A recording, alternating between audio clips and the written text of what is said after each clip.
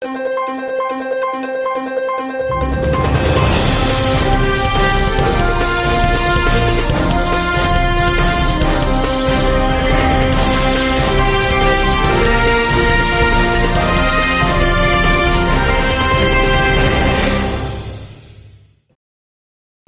Reserve bank आज CBDC यानी central bank digital currency का दूसरा खंड रिटेल डिजिटल रुपया लॉन्च करने जा रहा है। डिजिटलीकरण की ओर ये भारत सरकार और केंद्रीय बैंक का एक और बड़ा कदम है। इससे पहले 1 नवंबर को इसी पायलट प्रोजेक्ट का पहला खंड होलसेल डिजिटल रुपए की शुरुआत हुई थी। तो सबसे पहले जानते हैं कि रिटेल CBDC को लेकर RBI की क्या योजना है। रिटेल डिजिटल रुपया एक डिजिटल टोकन के रूप में होगा जो कानूनी टेंडर का प्रतिनिधित्व करता है। ये उसी मूल्य वर्ग में जारी किया जाएगा जैसे वर्तमान में कागजी मुद्रा और सिक्के जारी किए जाते हैं। इसे वाणिज्य बैंकों के माध्यम से वितरित किया जाएगा जैसा कि कागजी रुपया किया जाता है। पहला चरण देश के 4 बैंकों state bank of India, ICICI bank, yes bank और IDFC फर्स्ट बैंक के साथ शुरू होगा। 4 अन्य बैंक अर्थात bank of Baroda, union bank of India, HDFC bank और कोटक महिंद्रा बैंक बाद में इस पायलट में शामिल होंगे।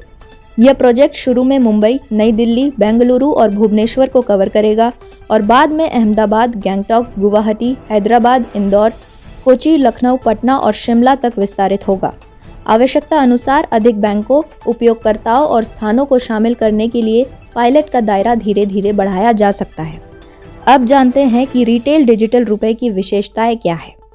इस पायलट के अनुसार उपयोगकर्ता भाग लेने वाले बैंकों द्वारा पेश किए गए और मोबाइल फोन पर संग्रहित डिजिटल वॉलेट के माध्यम से ई-रुपी के साथ लेन देन करने में सक्षम होंगे। लेन देन पर्सन टू पर्सन और पर्सन टू मर्चेंट दोनों हो सकते हैं। व्यापारी स्थानों पर लगे QR कोड का उपयोग करके भुगतान किया जा सकता है। पायलट वास्तविक समय में डिजिटल रुपयों के पूर्ण निर्माण, वितरण और खुदरा उपयोग की स्थिरता का आकलन भी करेगा। इसके अलावा ई-रुपी भौतिक नकदी की तरह विश्वास, सुरक्षा और अंतिम निपटान जैसी सुविधाओं की पेशकश करेगा। नकदी के मामले में ये कोई ब्याज तो नहीं कमाएगा, पर इसे अन्य प्रकार के धन में परिवर्तित किया जा सकता है। यानी आप चाहे तो हिस्सेदार बैंकों से CBDC को परिवर्तित कर नगद रुपया भी ले सकते हैं। तो रिटेल CBDC की ये सारी विशेषताएं 1 नवंबर को लॉन्च हुई होलसेल CBDC की तरह ही खास है। होलसेल CBDC उन वित्तीय संस्थानों को संदर्भित करता है जो केंद्रीय बैंक के पास रिजर्व डिपॉजिट रखते हैं।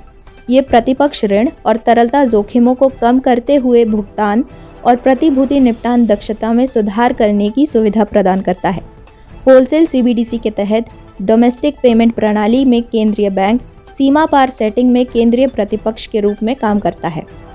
अब आप जरूर जानना चाहेंगे कि सरकार आखिर UPI जैसे भुगतान प्रणाली होने के बावजूद CBDC को क्यों लॉन्च कर रही है। तो आपको बता दें कि UPI की ही तरह CBDC के लिए भी वही तकनीक का इस्तेमाल किया गया है। फ़र्क बस इतना है कि UPI की तुलना में CBDC ज़्यादा तेज़ और कम समय लेने वाला है। दरअसल CBDC का केंद्रीयकृत होने के कारण ये UPI के विपरीत पैसों का लेन देन बिना किसी रुकावट करेगा। जैसे कभी कभी UPI से भुगतान करते वक्त आपको कुछ समय लग जाता है या पेमेंट प्रोसेस फेल भी हो जाता है, लेकिन CBDC वॉलेट से भुगतान करते वक्त आपको इन परेशानियों का सामना नहीं करना पड़ेगा। साथ ही ग्राहकों को अपने संबंधित बैंकों से विशिष्ट मूल्य वर्ग के ई-रुपए का अनुरोध करना होगा, जिसे बाद में उनके CBDC वॉलेट में ट्रांसफ़र कर दिया जाएगा। मतलब CBDC के माध्यम से आप बिना बैंक या ATM गए घर बैठे ही लेन देन आसानी से कर पाएंगे। इसके अलावा नकदी नोटों को छापने, भंडारण और वितरण करने में जो लागत खर्च होता था, CBDC से ये भी कम हो जाएगा। RBI का कहना है कि CBDC का उद्देश्य पैसे के मौजूदा रूपों को बदलने के बजाय उसका इजाफा करना है।